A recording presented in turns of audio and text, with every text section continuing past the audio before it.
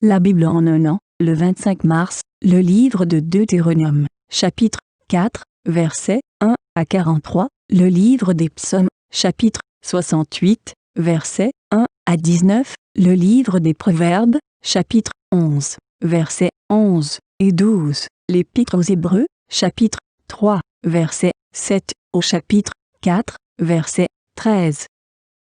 Le livre du Deutéronome, chapitre 4.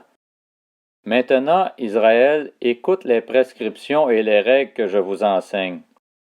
Mettez-les en pratique afin de vivre et afin d'entrer en possession du pays que vous donne l'Éternel, le Dieu de vos ancêtres. Vous n'ajouterez ni n'enlèverez rien à ce que je vous prescris. Vous garderez les commandements de l'Éternel, votre Dieu, tels que je vous les prescris.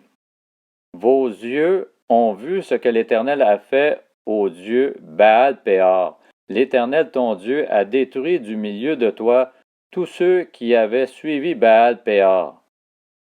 Tandis que vous, qui vous êtes attachés à l'Éternel, votre Dieu, vous êtes aujourd'hui tous vivants.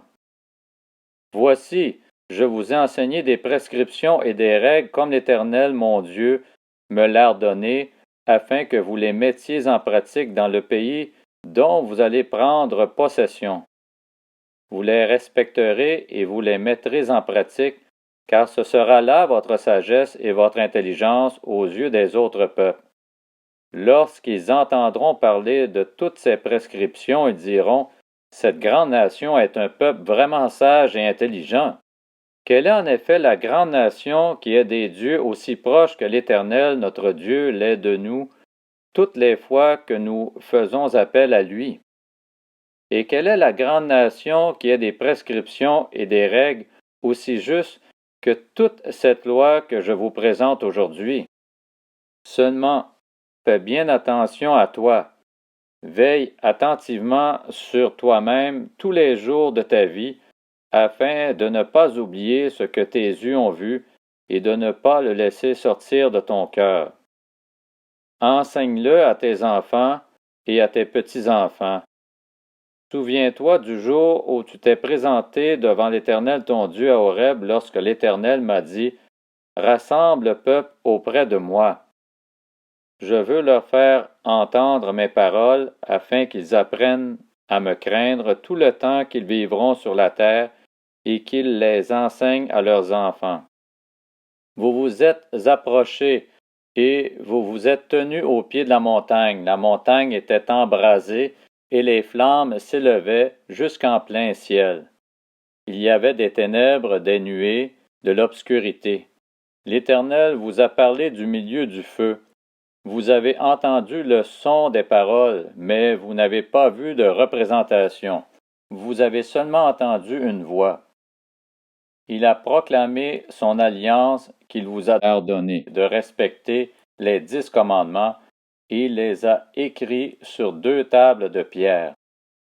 À cette époque-là, l'Éternel m'a ordonné de vous enseigner des prescriptions et des règles afin que vous les mettiez en pratique dans le pays dont vous allez prendre possession. Puisque vous n'avez vu aucune représentation le jour où l'Éternel vous a parlé du milieu du feu à Horeb, veillez attentivement sur vous-même.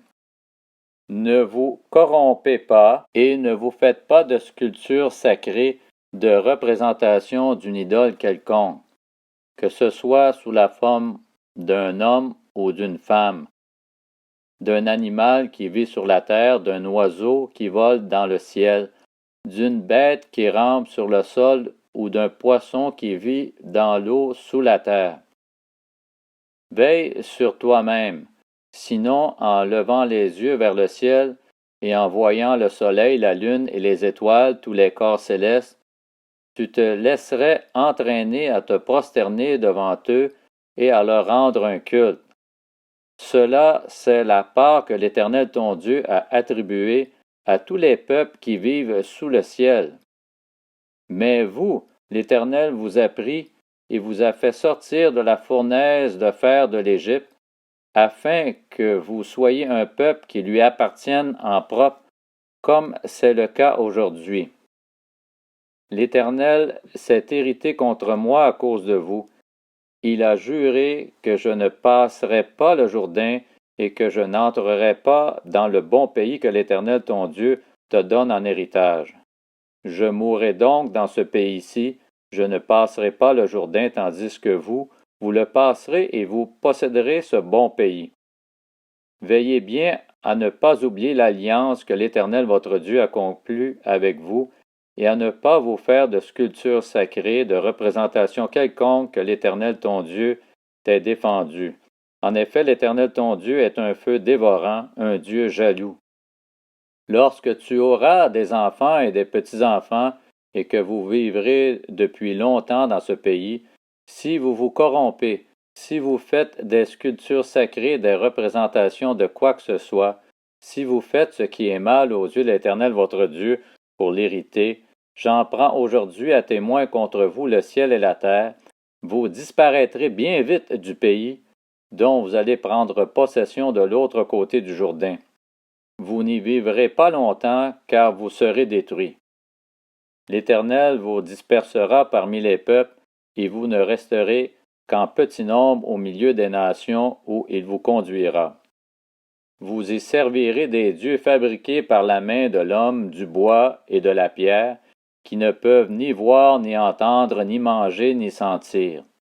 De là, tu chercheras l'Éternel ton Dieu, et tu le trouveras si tu le cherches de tout ton cœur et de toute ton âme. Dans ta détresse, quand tout cela t'arrivera, dans l'avenir, tu retourneras à l'Éternel ton Dieu et tu écouteras sa voix. Oui, l'Éternel ton Dieu est un Dieu de compassion. Il ne t'abandonnera pas et ne t'anéantira pas. Il n'oubliera pas l'alliance de tes ancêtres, celle qu'il a conclue avec eux en prêtant serment. Interroge le passé, les jours qui t'ont précédé, depuis celui où Dieu a créé l'homme sur la terre, et informe-toi d'une extrémité du ciel à l'autre. Y a-t-il déjà eu si grand événement, et a-t-on déjà entendu chose pareille? Y a-t-il déjà eu un peuple qui entende Dieu parler du milieu du feu, comme tu l'as entendu, et qui soit resté en vie? Y a-t-il déjà eu un Dieu qui cherche à venir se prendre une nation du milieu d'une autre nation par des épreuves, des signes, des miracles et des combats avec puissance et force et avec des actes terrifiants? C'est pourtant exactement ainsi que l'Éternel, votre Dieu, agit pour vous en Égypte et sous vos yeux. Et toi, tu as eu la possibilité de voir cela afin que tu reconnaisses que c'est l'Éternel qui est Dieu et qu'il n'y en a pas d'autre que lui. Du ciel, il t'a fait entendre sa voix pour t'instruire, et sur la terre, il t'a fait voir son grand feu, et tu as entendu ses paroles du milieu du feu. Il a aimé tes ancêtres, et il a choisi leur descendance après eux. Il t'a fait lui-même sortir d'Égypte par sa grande puissance. Il a chassé devant toi des nations supérieures en nombre et en force pour te faire entrer dans leur pays, pour te le donner en possession, comme tu le vois aujourd'hui. Sache donc aujourd'hui et retiens dans ton cœur que c'est l'Éternel qui est Dieu, en haut dans le ciel et en bas sur la terre, et qu'il n'y en a pas d'autre. Respecte ses prescriptions et ses commandements que je te donne aujourd'hui afin d'être heureux, toi et tes enfants après toi, et de vivre longtemps sur le territoire que l'Éternel ton Dieu te donne en propriété perpétuelle. Moïse choisit alors 3 villes de l'autre côté du Jourdain à l'est, afin qu'elles servent de refuge à l'auteur d'un homicide, à celui qui aurait involontairement tué son prochain sans avoir été auparavant son ennemi, afin qu'il puisse sauver sa vie en s'enfuyant dans l'une de ces villes. C'était Bétser dans le désert, dans la plaine, chez les Rubénites, Ramoth en Galaad, chez les Gadites, et Golan en Basan, chez les Manassites. Le livre des Psaumes, chapitre 68. Au chef de chœur. Psaume, chant de David. Dieu se lève, ses ennemis se dispersent et ses adversaires prennent la fuite devant lui. Comme la fumée se dissipe, tu les dissipes. Comme la cire fond au feu, les méchants disparaissent devant Dieu. Mais les justes se réjouissent, ils triomphent devant Dieu, ils sont transportés de joie. Chantez en l'honneur de Dieu, célébrez son nom, préparez le chemin à celui qui s'avance à travers le désert. L'Éternel est son nom. Réjouissez-vous devant lui. Le Père des orphelins, le défenseur des veuves, c'est Dieu dans sa sainte demeure. Dieu donne un foyer à ceux qui sont solitaires. Il délivre les prisonniers et les rend heureux. Seuls les rebelles habitent des lieux arides. Ô Dieu, tu es sorti à la tête de ton peuple, tu as marché dans le désert. Alors la terre a tremblé, le ciel aussi a déversé son eau devant Dieu. Le Sinaï lui-même a tremblé devant Dieu, le Dieu d'Israël. Tu as fait tomber une pluie bienfaisante, ô Dieu. Tu as fortifié ton peuple épuisé. Ton troupeau a habité dans le pays que dans ta bonté, ô Dieu, tu avais préparé pour les malheureux. Le Seigneur dit une parole, et les messagères de bonnes nouvelles sont légion. Les rois des armées fuient, ils fuient, et celles qui restent à la maison partagent le butin. Tandis que vous êtes couchés au milieu des étables, les ailes de la colombe sont couvertes d'argent et son plumage est d'un jaune d'or. Lorsque le Tout-Puissant a dispersé les rois dans le pays, il neigeait sur le Salmon. Montagne de Dieu, montagne du Basan, montagne aux nombreuses cimes, montagne du Basan, pourquoi, montagne aux nombreuses cimes, êtes-vous jalouse de la montagne que Dieu a choisie pour résidence? Cependant, l'Éternel en fera sa demeure à perpétuité. Les chars de Dieu se comptent par dizaines de milliers, par milliers de milliers. Le Seigneur est au milieu d'eux sur le Sinaï, dans le sanctuaire. Tu es monté sur les hauteurs, tu as emmené des prisonniers, tu as pris des dons parmi les hommes. Les rebelles aussi habiteront près de l'Éternel Dieu. Le livre des Proverbes, chapitre 11. La ville prospère grâce à la bénédiction des hommes droits, mais elle est démolie par la bouche des méchants. Celui qui méprise son prochain manque de bon sens, mais l'homme qui a de l'intelligence se tait. L'Épître aux Hébreux, chapitre 3. C'est pourquoi, comme le dit le Saint-Esprit, « Aujourd'hui, si vous entendez sa voix, n'endurcissez pas votre cœur comme lors de la révolte, comme le jour de la tentation dans le désert. Là, vos ancêtres m'ont provoqué, ils m'ont mis à l'épreuve, et ils m'ont vu agir pendant 40 ans. C'est pourquoi j'ai été irrité contre cette génération et j'ai dit, « Ils ont toujours un cœur qui s'égare, ils n'ont pas connu mes voies. » Aussi, j'ai juré dans ma colère, « Ils n'entreront pas dans mon repos. » Faites attention, frères et sœurs, qu'aucun de vous n'ait un cœur mauvais et incrédule qui le détourne du Dieu vivant.